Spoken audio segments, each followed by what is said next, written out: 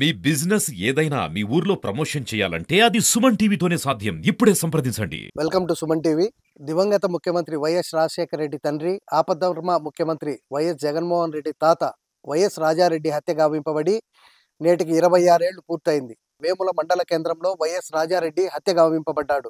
YS కుటుంబానికి, పేర్ల కుటుంబానికి ఉన్నటువంటి కక్షల నేపథ్యంలోనే ఈ హత్య జరిగిందా? అసలు ఈ హత్య జరిగిన తర్వాత పేర్ల కుటుంబం పరిస్థితి ఏంటి? ఆర్థికంగా, రాజకీయంగా నిలదొక్కుకున్నారా? ఈ కుటుంబానికి తెలుగుదేశం పార్టీపై ఎంతవరకు అండనిచ్చింది అన్నది పేర్ల కుటుంబానికి చెందినటువంటి పేర్ల పార్థసారథి గారు మనతో ఉన్నారు. ఆయన అడిగి మరిన్ని వివరాలు తెలుసుకుందాం. సార్ నమస్తే. నమస్కారం. వైఎస్ రాజారెడ్డిని అంటే వైఎస్ కుటుంబం అంటేనే రాష్ట్రంలో ఒక రాజకీయంగా బాగా కలిగినటువంటి కుటుంబం. అలాంటి కుటుంబం మీదకి మీరు యుద్ధం చేయాల్సిన పరిస్థితి, ఏకంగా రాజశేఖర రెడ్డి తండ్రి రాజారెడ్డిని చంపాల్సినటువంటి పరిస్థితులు ఆ రోజు ఎందుకు ఏర్పడ్డాయి? పార్టీ వల్లనే, తెలుగుదేశం పార్టీ కోసం 95, 96 భీకరంగా పోరాడినాం కాబట్టి తెలుగుదేశం పార్టీని తుంచి పారేయాలని, ఒక టెర్రరిజం క్రియేట్ చేయాలని నన్ను అంతం చేసే కుట్రలో భాగంగా 96లో నన్ను అటెంప్ట్ చేశారు. మళ్ళీ అటెంప్ట్ చేస్తా, మాకు ప్రాణహాని ఉంది కాబట్టి విధిలేని పరిస్థితుల్లో అది యాక్సిడెంటల్గా జరిగిన ఇన్సిడెంటే తప్ప వేరు కాదు. అంటే రాజారెడ్డిని చంపాలనే ఉద్దేశం మీకైతే ఏం లేదని అంటారా? ప్రీ ప్లాన్డ్గా జరిగిన మటర్ కాదా ఇది? ప్రీ ప్లాన్డ్ కాదు, భయానికి గురై మమ్మల చంపుతారు ఆ చర్య జరగకపోతే దానికి ప్రతిఘటనే వారి అణచివేత నుంచి వచ్చినటువంటి ప్రాణాన్ని కాపాడుకోవాలనే ఒక భావన తప్ప వేరు కాదు. ఆత్మరక్షణ కోసం చేసింది తప్ప డామినేషన్ కోసం కానీ, పెత్తనం కోసం కానీ, రాజకీయ ఆధిపత్యం కోసం కానీ, ఆర్థిక ఆధిపత్యం కోసం కానీ చేసినటువంటి పని కాదు. ఇంకోటి సార్, ప్రధానంగా ఈ వైఎస్ కుటుంబానికి, మీకు అంటే మీ పేర్ల కుటుంబానికి, మీ అన్నదమ్ములకు కానీ వాళ్ళకి ఎక్కడ పొసిగింది? అసలు రాజకీయంగా అంటున్నారు, మీరు ఏ పార్టీలో ఉండి పోటీ చేస్తూ వచ్చినారు? ఇక్కడ వాళ్ళ ఆధిపత్యం కోసమా, మీ ఆధిపత్యం కోసం హత్య చేయాల్సి వచ్చింది? అసలు మీకు వాళ్ళకు ఎక్కడ పొసిగింది అంటాం? 95 వేమన మండలము, వేంపల్లి, లింగాల 3 జెడ్పీటీసీలు, 2 మండలాలు దిగ్విజయంగా గెలవడం జరిగింది. మా పునాదే వేళ్లతో సహా పెక్కలించి వేస్తున్నామని చెప్పి, తెలుగుదేశం పార్టీని సపోర్ట్ చేస్తున్నామని చెప్పి చేశారు. అప్పుడు నేను టౌన్లో ఉండేవాడిని, ఒక అడ్వకేట్గా ఉండేవాడిని, టౌన్లోనే రెసిడెన్స్ ఉండేవాడిని. అది సహించలేక అందరినీ ఆర్గనైజ్ చేస్తున్నాము, తెలుగుదేశం వైపు మళ్ళిస్తున్నాము, ఓటర్లందరినీ తెలుగుదేశం వైపు కన్సాలిడేట్ చేస్తున్నాము, దీన్ని ఒక సువ్యవస్థితమైనటువంటి పార్టీగా తీర్చిదిద్దుతున్నామని ఏకైక కారణము, ఆ లక్ష్యంతోనే నన్ను అటెంప్ట్ చేశారు. ఏ ఇయర్లో జరిగింది మొట్టమొదటిగా మీ మీద అటాక్ జరగడం? 96లో జరిగింది. అంతకుముందు కూడా అనేక ప్రయత్నాలు జరిగినాయి. 96 తర్వాత కూడా అనేక ప్రయత్నాలు జరిగినాయి. 98 తర్వాత కూడా నా పైన కడప కేసు ట్రయల్లో ఉండేటప్పుడు, రాయారెడ్డి కేసు ట్రయల్ ఉండేటప్పుడు సూట్ కేసు బాంబు పెట్టింది. అది 6 గంటలు చర్చ జరిగింది అసెంబ్లీలో. అవన్నీ కూడా ఈ రాష్ట్ర ప్రజలంతా గమనించినారు, చూసినారు. అది అన్ని నేషనల్ పేపర్లలో మొదటి పేజీలోనే రాశారు. 1998 మే 23వ తేదీ ఉందో ఆ రోజు అక్కడ జరిగినటువంటి సంఘటన, అంటే రాజారెడ్డి హత్య జరిగిన తర్వాత ఊర్లో పరిస్థితి ఏ విధంగా ఉంది? దారుణ మారణకాండ సృష్టించినారు.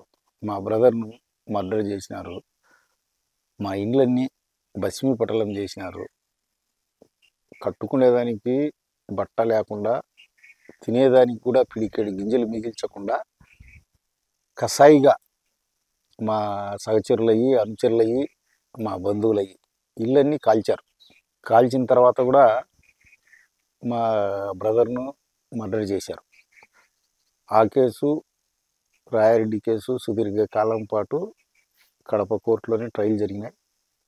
2 కేసులు అక్కడ కొట్టేశారు.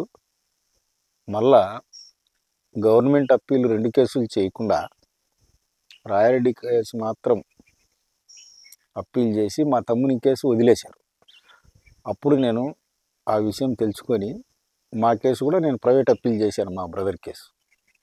అక్కడ హైకోర్టులో రాయారెడ్డి కేసు కొట్టేయించుకొని, వాళ్ళు అప్పుడు సీఎంగా రాజశేఖర రెడ్డి ఉన్నారు కాబట్టి, మా తమ్ముని రాయారెడ్డి కేసులో మమ్మల్ని అందరినీ 11 మందికి, అనేక మంది అమాయకులు ఉన్నారు, అనేక మంది అమాయకులకు లైఫ్ కమిక్చర్ ఇప్పించడం జరిగింది.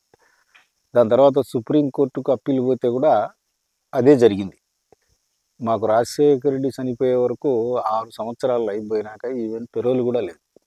మాకు ఉన్నటువంటి గన్మెన్లను 2+2 నేను గన్మెన్లను తొలగించాడు. మేము ఇక్కడ టిఫిన్ వెరైటీస్ గనులకు ఇక్కడ బళ్ళారికి ఏజెంట్గా ఉండేవాళ్ళం. ఈ మద్రాస్ కంపెనీది ఆ ఏజెన్సీ కూడా మమ్మల్ని ఆ ఏజెన్సీ నుంచి కూడా ఆయన తొలగించాడు. అనేక ప్రయాసాలు కోర్చి అనేక సార్లు మద్రాసుకు తిరిగి ఆర్థికంగాను రాజకీయంగాను అనేక విధాల దెబ్బతీశాడు. మిమ్మల్ని మీ కుటుంబాన్ని చాలా దారుణంగా ఆ రోజు హత్య జరిగిన రోజు హింసించినట్టు. అట్ ది సేమ్ టైం ఆ కుటుంబం మీద దాడి చేయడం కూడా మీది కరెక్ట్ అంటారా? ఆత్మరక్షణ కోసం తను తాను కాపాడుకోవడంలో మనకు ఫండమెంటల్ రైట్స్లోనే ఉంది. భారత రాజ్యాంగమే ప్రసాదించింది. నీ ప్రాణానికి హాని జరిగినప్పుడు కాపాడుకునే ప్రయత్నంలో నేను కాపాడుకునే ప్రయత్నంలో సెల్ఫ్ డిఫెన్స్ తీసుకోవచ్చని, అది ఇప్పటికీ మేము కరెక్ట్ అని అనుకున్నాను. రాజశేఖర రెడ్డి కానీ మిగిలిన అతని అనుచరులు కానీ అనుకుంటే మరోమారు మీ మీద ఇన్ని మాటలు అటాక్ చేసినప్పుడు మిమ్మల్ని ఏదైనా చేసి ఉండొచ్చు కూడా. ముఖ్యమంత్రి అయిన తర్వాత కూడా ఆయన మీ మీద దాడులకు కానీ ఇంకోటి ఏది జరిగినా చేసే అవకాశం ఉంది. కానీ అతను చేయలేదని అంటే మీకు ప్రాణభిక్ష పెట్టినట్టు అనుకోవచ్చా? అనుకోకూడదు. తెలుగుదేశం పార్టీని దుంపనాశనం చేసేటందుకు మా మీద అట్లా చెప్తాంటాడు. మేము వదిలేసినోడైతే కనుక నా గన్మెన్లను ఎందుకు తొలగించినారు? వదిలేసినోడైతే హైకోర్టు సుప్రీంకోర్టులో మా కుటుంబానికి మిగిలిన 11 ముద్దాయిలకు ఎందుకు కన్విక్షన్ ఇప్పించాడు, లైఫ్ కన్విక్షన్. మమ్మల్ని వదిలేసినోడే అయితే రాజశేఖర రెడ్డి చనిపోయేంత వరకు మాకెందుకు పెరోల్ ఇలే? మా మైనింగ్ ఏజెన్సీలన్నీ ఎందుకు తొలగించాడు సీఎం కాకముందే? మమ్మల్ని ఎక్కడా ఏమీ వదిలేయలే. ఆర్థికంగాను రాజకీయంగాను ఎన్ని విధాలుగా పతనం చేయొచ్చునో సర్వశక్తులు ఒడ్డి పతనం చేశాడు. ఇంకా మమ్మల్ని చేసేదానికి కూడా ఏమీ లేదు.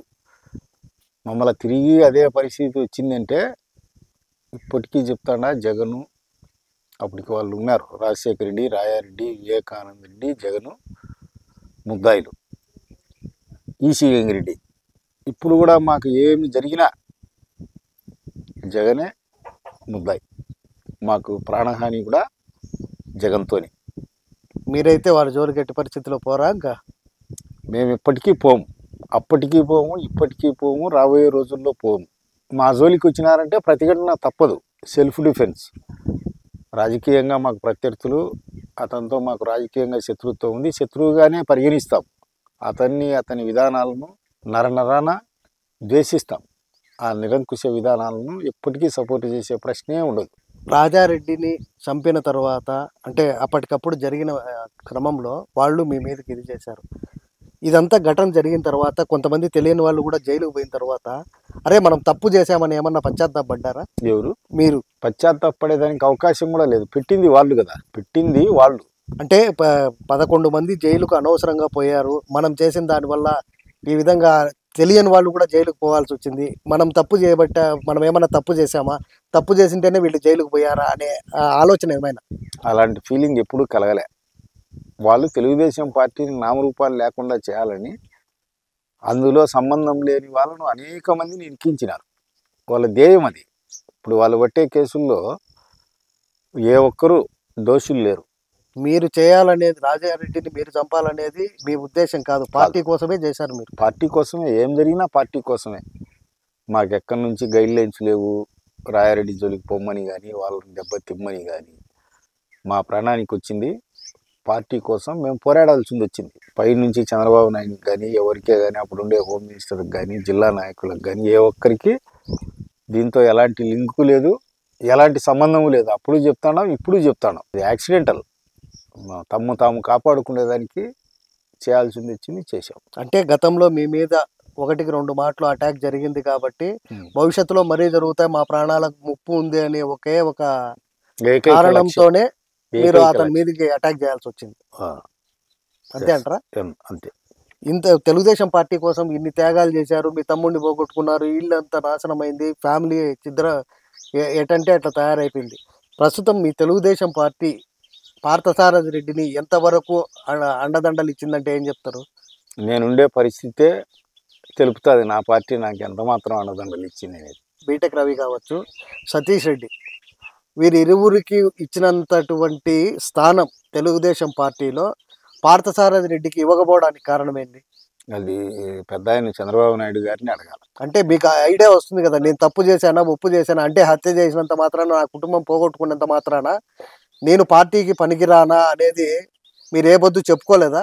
నేను పనికి రాకుండా ఉంటే అనేక మంది కూనీ కేసుల్లో ఉండేవాళ్ళు సుదీర్ఘ కాలం పాటు తెలుగుదేశం పార్టీలో వైసీపీలో అనేక మంది ఉన్నారు. వాళ్ళంతా పనికి వచ్చినప్పుడు నేను ఎందుకు పనికిరాను? నేను పనికి వస్తా అనేది పార్టీ అధినేతకు తెలుసు. మరి ఉన్న స్థానాన్ని ఎందుకు ఇవ్వలేకపోయినాడు? మీ తెలుగుదేశం పార్టీ అధినేత, మీకు కావాల్సిన ఆయన, ఇన్ని రోజులు పార్టీ కోసం కుటుంబాన్ని పోగొట్టుకునే మీకు చంద్రబాబు కనీస స్థానం అంటే ఈ రోజు కూడా ఒక ఎమ్మెల్సీనో ఎమ్మెల్యేనో ఈసారి ఒకసారి నిలబడు, నీ ఫ్యామిలీ పోగొట్టుకుపోయినా, నీ ఆర్థిక పరిస్థితి బాగలేదని ఎందుకు చెప్పలేకపోయినాడు? ఒక్కసారి కూడా ఆ సమాధానం పార్టీ అధినేత నుంచి అప్పటి నుంచి ఇప్పటి వరకు రాలే. నువ్వు ఇది ఉండు అని అనేక సార్లు మీడియా ద్వారా నేను తీసుకుపోయినా. కడప జిల్లాలో రెడ్డి సబ్ క్యాస్ట్లో మా కమ్యూనిటీ అతి పెద్దది. సుమారు కడప పార్లమెంటు 7 అసెంబ్లీలలో 2,50,000 చిల్లర ఉన్నాం. ఉమ్మడి జిల్లాలో హైయెస్ట్ రెడ్డిస్ ఉండేది పులివెందుల నియోజకవర్గం. ఇక్కడ సుమారు 75,000 ఉన్నాం. అందులో మా సబ్ కమ్యూనిటీ 45,000 ఉన్నాం. ఈ రోజు కూడా తెలుగుదేశం పార్టీ కోసం గుండె ఎదురు పెట్టి పోరాటం చేసింది కూడా ఎక్కువ మంది మా కమ్యూనిటీలోనే ఉన్నారు. ఈ రోజు కూడా పులివెందుల నియోజకవర్గంలో అది అందరికీ తెలుసు. అది నాకు ఎందుకు అవకాశం ఇలా, ఆయనకు నేను ఎందుకు నచ్చలే అనేది ఆయనే చెప్పాలా. అవకాశం ఏంది కరెక్ట్, ఇది ఖండించేదానికి కూడా లేదు. నాకు ఇది చేసినారు అది చేసినారు అనేదానికి 95 నుంచి నా ప్రాక్టీస్ పోయింది. అనంతమైనటువంటి నా స్వేచ్ఛ, స్వాప్నికత. ఒక అడ్వకేట్గా నేను ప్రాక్టీసింగ్ అడ్వకేట్ను, busy advocate, highly qualified, MA LLB అప్పట్లోనే. ప్రతి చోట నేను విద్యార్థి నాయకుడు. అనేక ప్రజా ఉద్యమాలు నిర్మించినటువంటి వెనక చరిత్ర కూడా ఉంది. అది ఇప్పటికీ నాకు దిగ్భ్రాంతి కలిగించే విషయమే. ఆయన్ని కూడా ప్రశ్నించాను నేను అనేక సార్లు, నా విషయంలో ఎందుకు ఇలా జరుగుతుంది? ఈ స్టేట్లో ఒక 10 మంది, 20 మంది, 30 మంది, ఒక 50 మంది తర్వాత నేనే ప్రఖ్యాతుని కదా. ఆఫ్టర్ రాజారెడ్డి ఇన్సిడెంట్స్ నా వల్ల కానీ నా కుటుంబం వల్ల కానీ ఈ రాష్ట్రంలో ఒక్క కేసు మా పైన ఫైల్ అయిందే. ఇప్పటికీ మా పైన రౌడీ షీట్ లేదు, బైండ్ ఓవర్ లేదు. ఎక్కడన్నా ఎవరినన్నా ఆస్తి మేము కొట్టేసినట్టు కానీ, ఎవరి సైట్లన్నా మేము తీసుకున్నట్టు కానీ, ఎవరి ఇండ్లన్నా ఆక్రమించినట్టు కానీ, ఎక్కడైనా మేము కమిషన్లు తీసుకున్నట్టు కానీ, రౌడీ మామూలు తీసుకున్నట్టు కానీ, మచ్చుకు కూడా కాగడా వేసి వెతికినా ఒక్క ఎగ్జాంపుల్ కూడా కనిపించదు.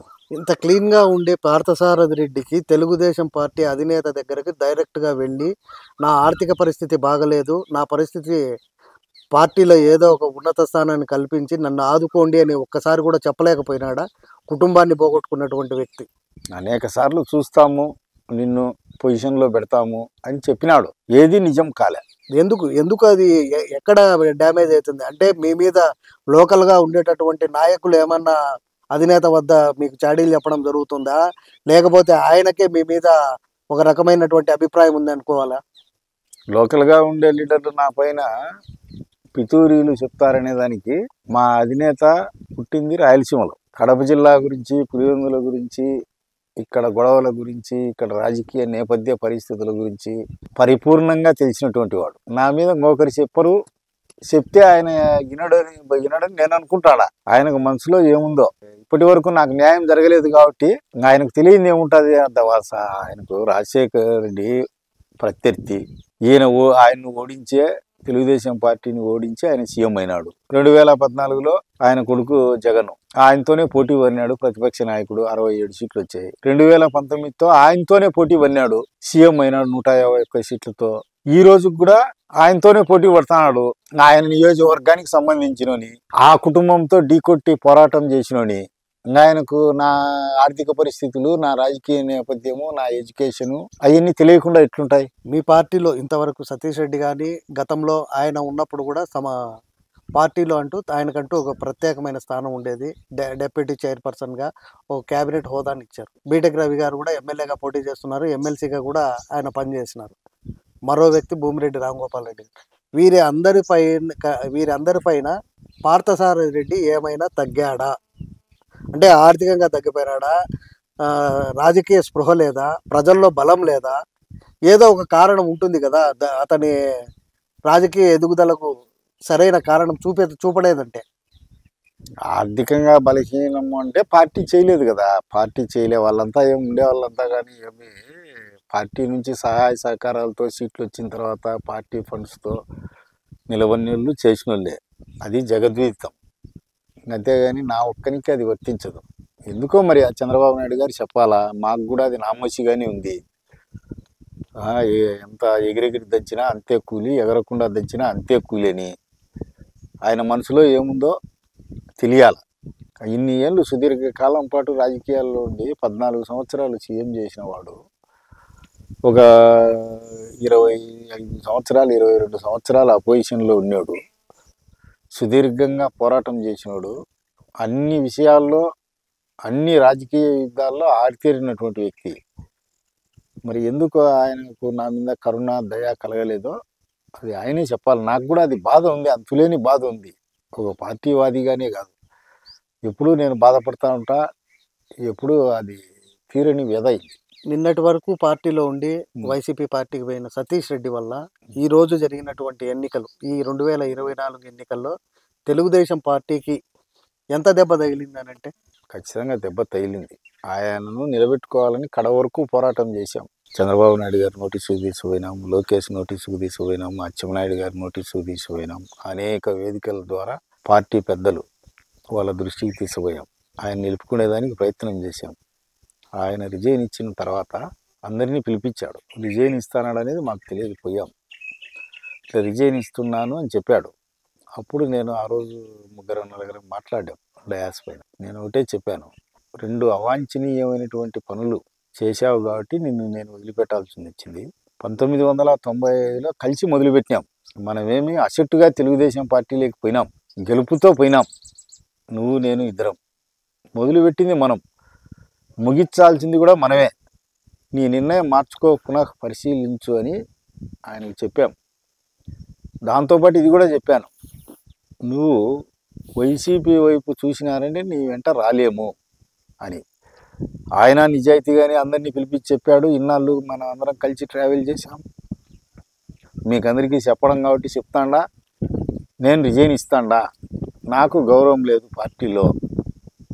పులివెందులకు సారు పెద్ద ఆయన ఫండ్స్ ఇచ్చాడు, 500 కోట్లు ఇచ్చాడు, కాలువలకు నీళ్లు అడిగింటి అన్నీ చేశాడు, నాకేం తక్కువ చేయలే, నన్ను లాలూచి పన్నాడు అని చెప్పి అపవాదం వచ్చింది కాబట్టి నమ్మకం లేని చోట నేను ఉండను అని చెప్పాడు. మేము స్ట్రైట్గానే చెప్పాం. మళ్ళీ ఆత్మీయ సమావేశం పెట్టి వైసీపీలోకి పోయేటప్పుడు కూడా ముందు పిలిచాడు అందరిని. నేను పోయాను, ఇంటి దగ్గరికే పోయాను. మేము ఆ రోజు చెప్పాము, నువ్వు వైసీపీ వైపు పోతే మేము రాలేము, ఇంకా సుదీర్ఘకాలం కలిసి ఉన్నాము, 25 సంవత్సరాల రాజకీయంగా ఒక పార్టీలో అన్నదమ్ముల కంటే ఎక్కువ, ఒక పేగున పుట్టిన వాళ్ళ కంటే ఎక్కువ కొనసాగినాము. మన మధ్య భేదాభిప్రాయాలు లేవని కాదు, ఉన్నాయి. నీకు 4 ఎలక్షన్లు చేశాను, నీ వెంట రాజ్యాలము పరస్పరం ఎదురుపడితే పోలింగ్ బూతుల కాడందుకు విభిన్న సిద్ధాంతాలు, నీ సిద్ధాంతం వేరు, మా సిద్ధాంతం వేరు. సుదీర్ఘకాలం స్నేహితులుగా ఉన్నాం కాబట్టి, ప్రాణ స్నేహితులుగా నువ్వు మేమే తలపడాల్సింది వస్తుంది. ఆ దుస్థితి రాకూడదు అని నేను కోరుకుంటానా అని చెప్పేసి వచ్చేసాను. ఇప్పుడు ఇక్కడ ఉన్నటువంటి టీడీపీ నేతలు, మీరు సీనియర్లు అయినటువంటి మీరు కావచ్చు, రాంగోపాల్ రెడ్డి గారు కావచ్చు, ఇంకా రవి గారు, బీటెక్ రవి గారు, ఇంతమంది కూడా చంద్రబాబు గారి దగ్గరికి వెళ్ళి జరిగిండొచ్చు, మీరు ఖచ్చితంగా తీసుకోవాలి, తెలుగుదేశం పార్టీకి సతీష్ రెడ్డి అవసరం ఉంది అని మీరు కూడా చెప్పలేకపోయారా? చెప్పాను, గట్టిగా చెప్పాను, చాలా గట్టిగా చెప్పాను. గట్టిగా చెప్పిన దాని వల్లనే బీటెక్ రవి కూడా కొంతకాలం నన్ను అపార్థం చేసుకున్నాడు. సుదీర్ఘకాలం కలిసి ఉన్నాము కాబట్టి ఆయన్ను పార్టీలో నిలపాలా, వీలైతే పార్లమెంటుకు కానీ పెట్టాలా, పెట్టి ధీటైన పోటీ ఇచ్చి గెలిచాలా, ఈ పరిస్థితుల్లో మంచి వాతావరణం ఉందని చెప్పాం.